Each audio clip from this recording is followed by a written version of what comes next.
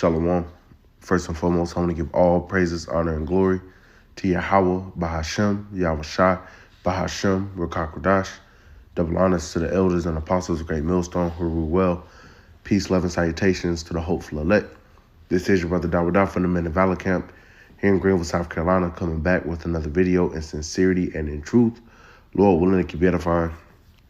And as brothers and sisters have been watching over the, especially, pretty much breaking out yesterday, the deadline, Trump basically gave the state of Texas and the governor of Texas an ultimatum concerning this whole border patrol thing, where they want some razor wires removed that Texas has implemented in basically hopes that they can secure their border, because Biden has pretty much been letting people come into the country free reign, and we can see how they could be setting something up for that. But going back to Monday, this actually went up to the Supreme Court and they ruled in favor of Biden. So, you have Texas that's in defiance of the federal level of government, mainly the executive, and judicial branch, concerning this whole thing. And basically their plight is that they're upholding the Constitution, which if you technically go into it, they are. They're supposed to protect their borders, but Biden's telling them not to. So now you're having pretty much a standoff where people are now, bringing up the vibration of civil war, all right, which if you remember not too long ago, it was a movie called Leave the World Behind, and that pretty much was a introduction into that, how people were going to be set against each other. And a main part of them being set against each other is misinformation, not knowing what's really going on. But I did a review on that movie, and the very next day after I watched the movie, it had been out for a few days, but the very next day after I watched the movie, there was a trailer drop for a movie called Civil War that's supposed to come out in April. And that was very spiritual. So, they're this could be a plan to divide and conquer, so to speak, by the elites. All right, they did just wrap up this whole meeting in Davos, where the World Economic Forum met, and best believe, yeah, some of it be televised, but a lot of that shit, what they really plan on doing is done in secret, so to speak, But Yahweh Shai Shai is putting it in their minds to do this. But bringing it back full circle, you have this going on. You have the federal government in defiance of the state level. And you had Governor Abbott, which he's the governor of Texas. He activated his National Guard, and then you had 25 other states that are aligned with Abbott in defiance and are willing to send their national troops.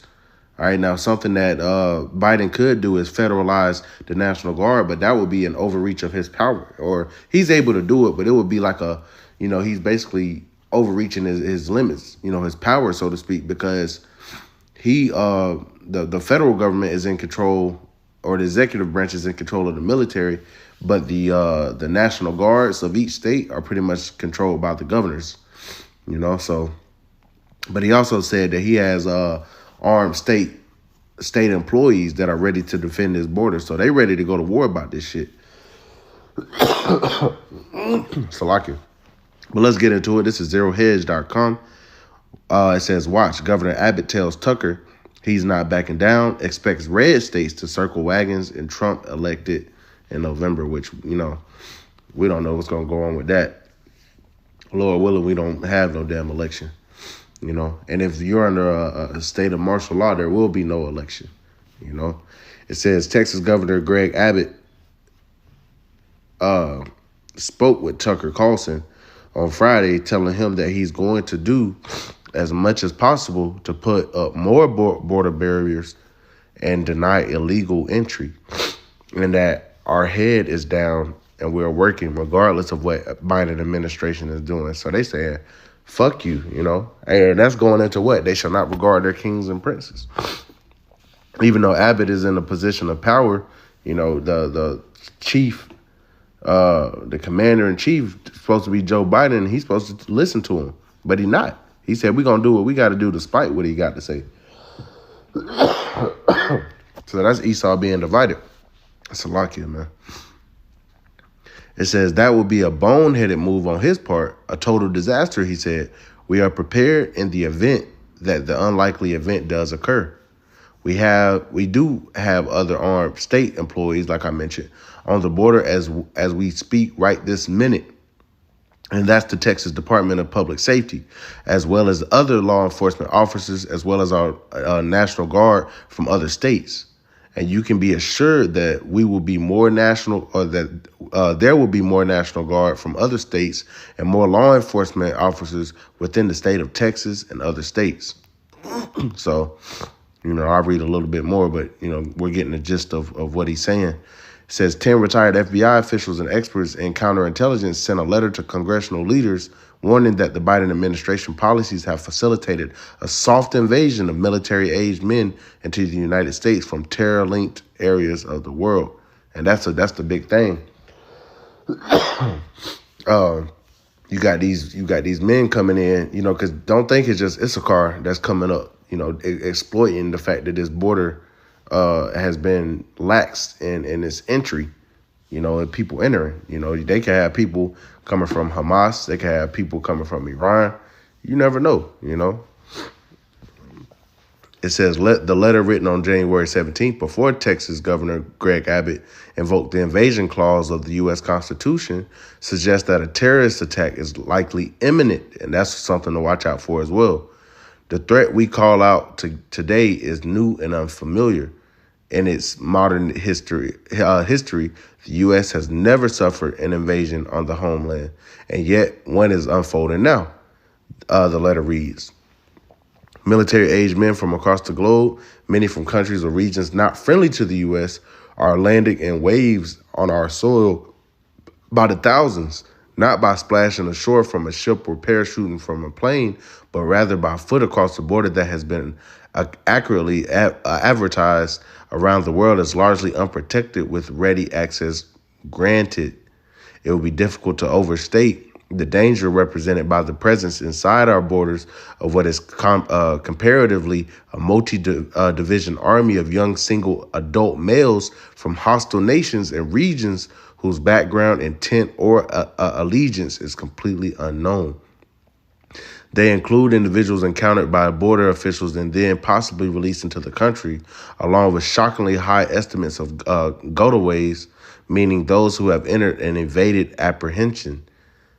The letter continues. So, he's talking about, how these, that's their main concern. They're not really thinking about, they are, but they're not really concerned about the Issacharites or Northern Kingdom tribes that are just coming in, here like they've been coming to try to provide a better life. They're talking about there's been a major influx of men, young men that are of war age. And I know Apostle DeHart was going into this, and that's their main concern.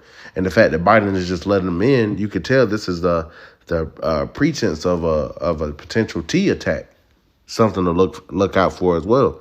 You have multiple things going on, but this has created a divide, a division amongst Americans. And that leads me to this right here. And I'm not going to get into it. I'm going to just read the title. It says Business Insider, Representative Marjorie Taylor Greene calls for national divorce between red and blue states amid Texas border standoff over migration. And that's a divorce will be a separation. So she's calling for a separation of the Democratic states and the Republican states. And ironically enough, it's split right down the middle. You got the 25 states, and these are Republican states that are in allegiance to Abbott, to the governor of Texas, and are willing to send their troops down to help. When, they gave, once again, they gave Trump, or not Trump, they gave Abbott a 24-hour deadline, which has already passed.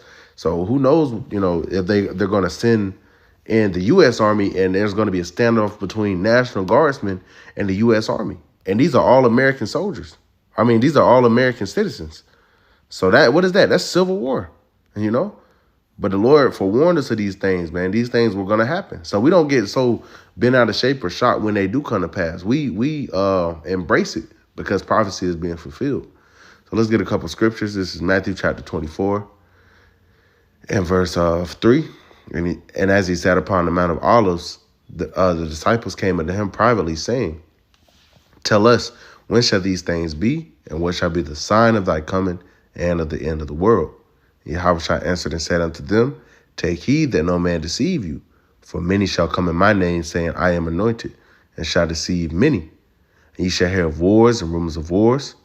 See that you be not troubled, for all these things must come to pass, but the end is not yet. Right? These things must come to pass. These are all signs and tokens that Yahushua is at the door. Verse 7, For nation shall rise against nation, and kingdom against kingdom. And there shall be famines and pestilences and earthquakes in diverse places. All these are the beginning of sorrows. And this is, milk for us, we know. But when these things come out, we got to bring out these scriptures. Nation rising against nation, kingdom against kingdom. These are the beginning of sorrows. Let's get this. Because this is exactly what's going on. Whether it's authentic or whether it's manufactured, there's a divide and going on amongst these people, a major divide. This is Matthew chapter 12 and verse 25, right to the point. Yahushua knew their thoughts and said unto them, Every kingdom divided against itself is brought to desolation, and every city or house divided against itself shall not stand. And what are we seeing right now? We're seeing a whole standoff between the state and federal level.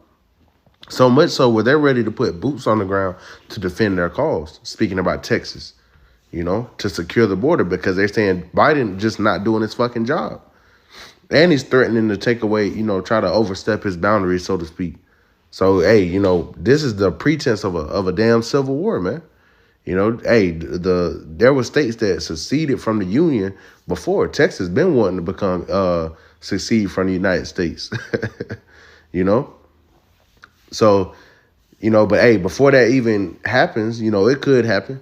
All right, but if you start seeing these basically chaos ensuing, and troops do end up shooting at each other, that is an extreme if concerning this cause. They could resolve the issue. We'll see. But if something like that, something so extreme does come to play, they're going to enact the martial law, and FEMA takes control of the United States.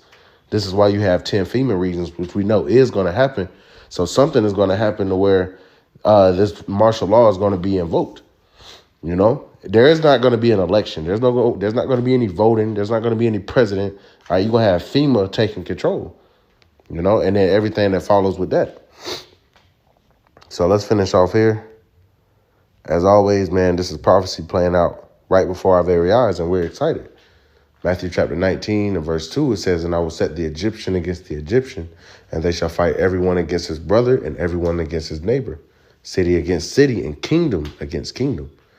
So right now we're in modern day, or we're in spiritual Sodom and spiritual Egypt. So the inhabitants thereof are spiritually Egyptians. All right. Hey, these Edomites held us in bondage, and now they're fighting. All right. They're at odds against each other. And I do think this, it does have a sense of authenticity, because the Lord is orchestrating this. We seeing 2 Ezra 15 play out before our eyes. We're seeing these prophetic scriptures that seem to have tarried for a long time. We're seeing them come to pass, because why? We're in the very end, man. All right, so we're going to see what happens of this.